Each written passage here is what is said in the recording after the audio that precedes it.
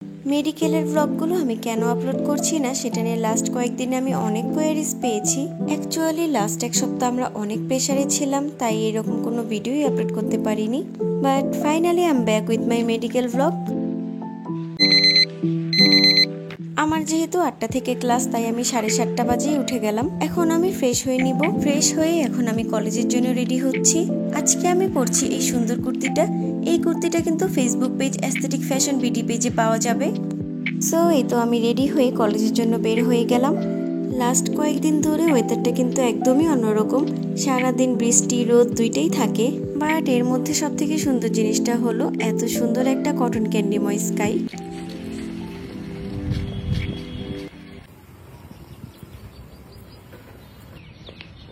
I know আমি এই সিনগুলো দিয়ে ভিডিওটা একটু বড় করে ফেলেছি, বাট আসলে এগুলো তোমাদের সাথে শেয়ার না করে পারলাম না।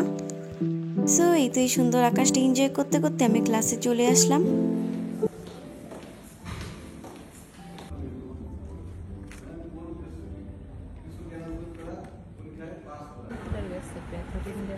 এই যে ক্লাস শেষে আমি একটু ভিডিও নিচ্ছিলাম।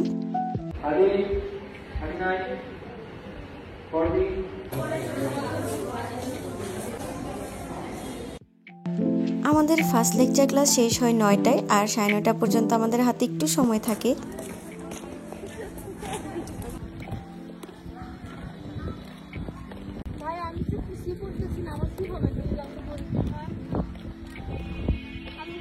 এন্ড এগেইন আমি ভিডিও নেওয়ার জন্য দাঁড়িয়ে গেলাম।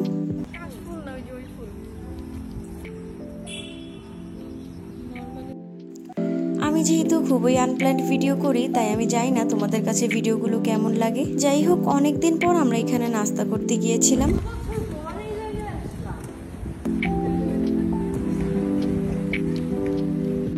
ফার্স্ট ইয়ার সেকেন্ড ইয়ারে থাকতে আমরা এখানে এসে নাস্তা করতাম, তাই ভাবলাম আজকে আবারও যাই। But the sad part is মামা তখনও দোকান খুলেনি।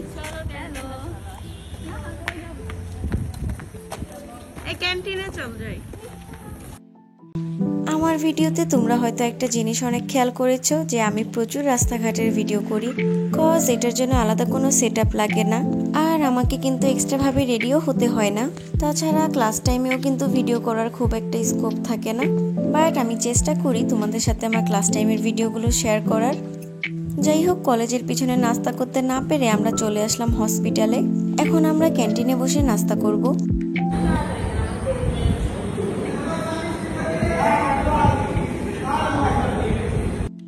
এই যে আমাদের পরোটা আর ডাল সবজি চলে এসেছে।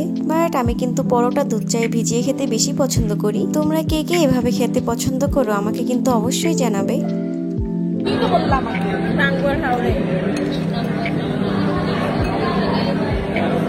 নাস্তা করার পর আমরা জানতে পারলাম আমাদের ওয়ার্ড ক্যান্সেল, কজ ওই দিন ছিল নিরাপদ মাতৃত্ব দিবস আর আমাদের হসপিটালের প্রোগ্রাম হচ্ছিল।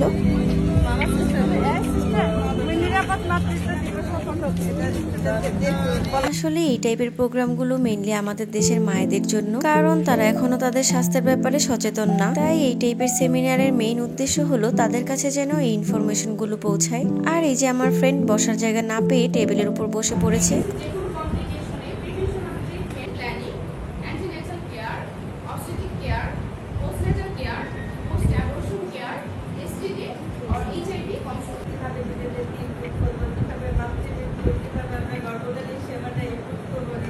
এই তো আমাদের সেমিনার শেষ, আর এই প্রোগ্রামটা কিন্তু ফার্মাসিউটিক্যাল কোম্পানির স্পন্সর ছিল।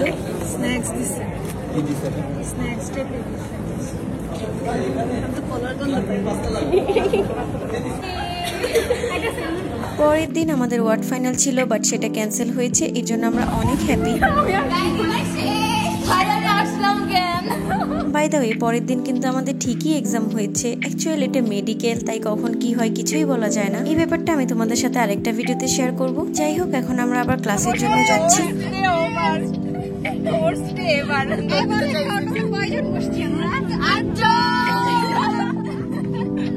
আসলে মেডিকেলে একটা এক্সাম ক্যান্সেল হওয়া যে কতটা মজার সেটা শুধু আমরাই বুঝি।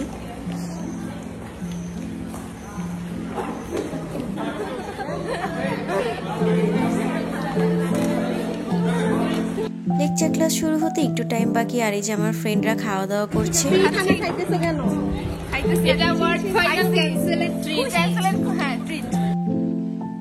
তো এই তো 11:30 থেকে আমরা আবার লেকচার ক্লাস করলাম। যেহেতু আমরা জানতাম আমাদের এক্সাম ক্যান্সেল, তাই আমরা ডিসাইড করলাম বাইরে খেতে যাই।